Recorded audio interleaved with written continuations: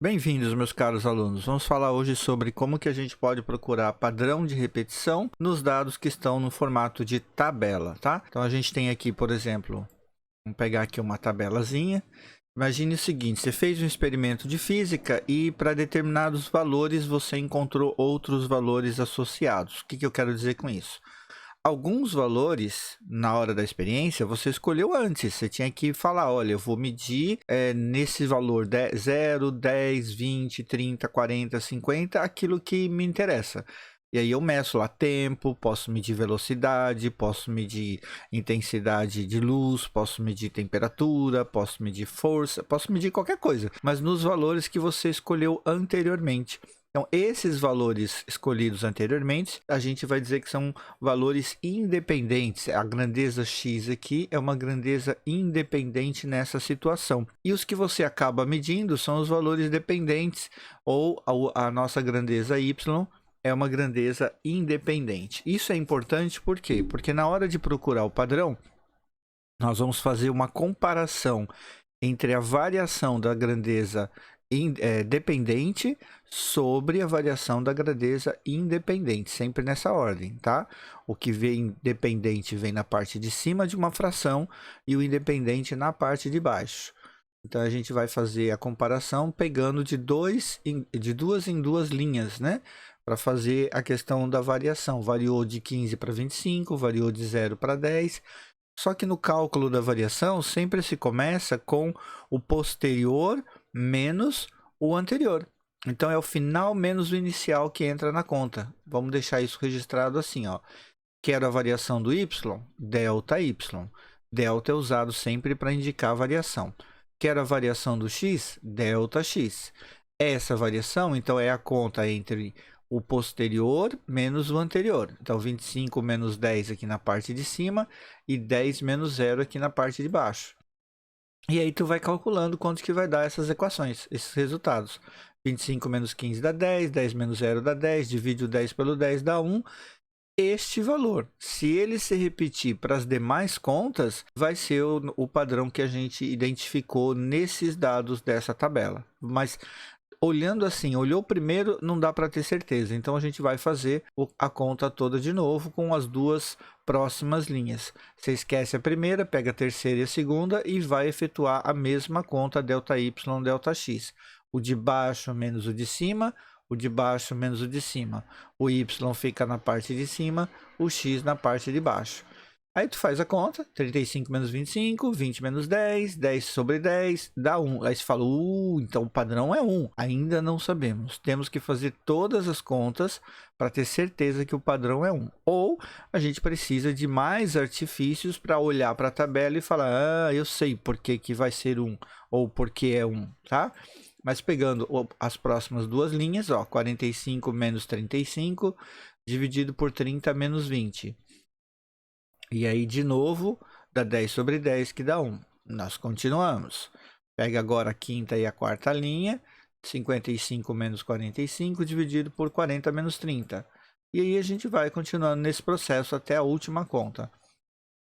Na última conta, 65 menos 55, 50 menos 40, 10 sobre 10, que dá 1. E aí, portanto, a gente responde a seguinte situação. Olha, o padrão deu um número igual, todo mundo.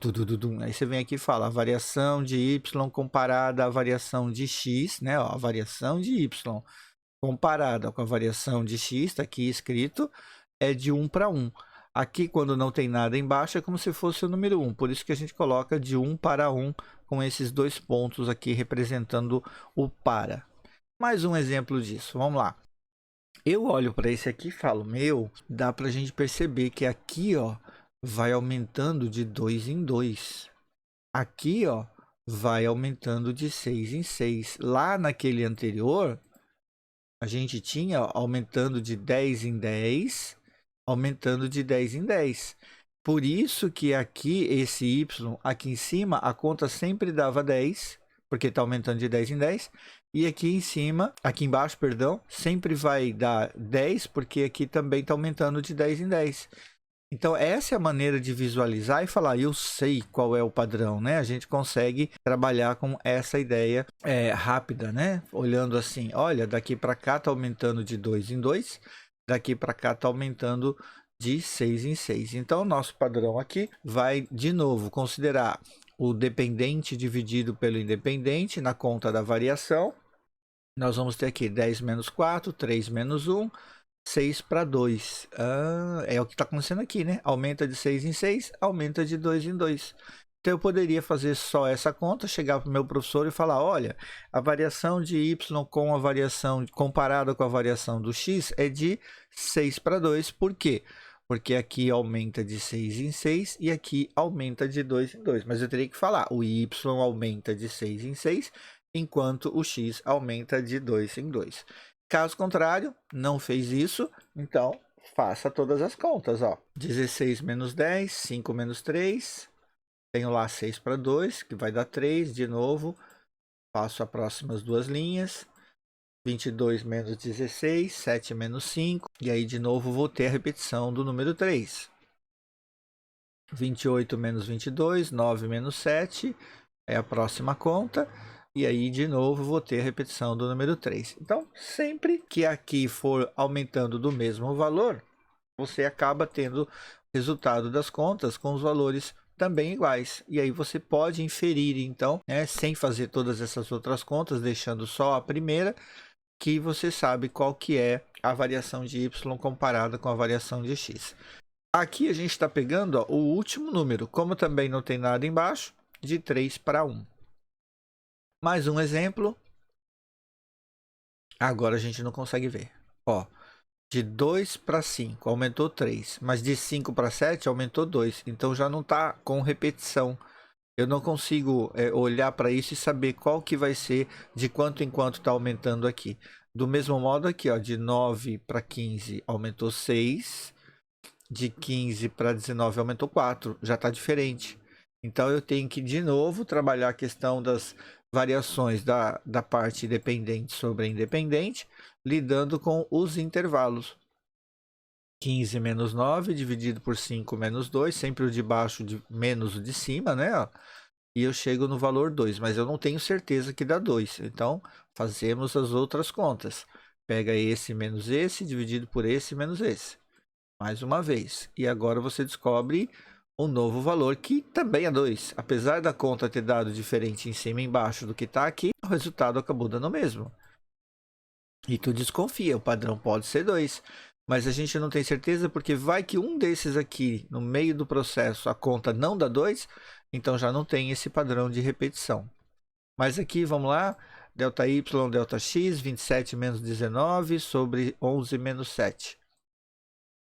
Dá 8 em cima, 4 embaixo, divide, deu 2. Ou está dando para a gente a impressão que realmente que vai ser 2. Mas vamos continuar. 31 menos 27, 13 menos 11, em cima dá 4, embaixo dá 2 e deu 2 de novo. Eu acho que deve ser 2, professor. Vamos lá, 37 menos 31, 16 menos 13, vai dar 6 sobre 3, que deu 2. Deu 2, olha, professor, todo mundo aqui deu igual. Maravilha, então tu vai lá e responde. A variação de y comparada com a variação do x é do tipo 2 para 1. Se alguém responder que é de 6 para 3, fica meio estranho, porque aqui é de 4 para 2, aqui é de 8 para 4. São frações equivalentes, a gente sabe, mas é melhor pegar o resultado já da redução dessas frações. Espero que tenha esclarecido. Depois a gente fala sobre outros tipos de padrão nos dados tabelados. Agradeço a todos e até o próximo.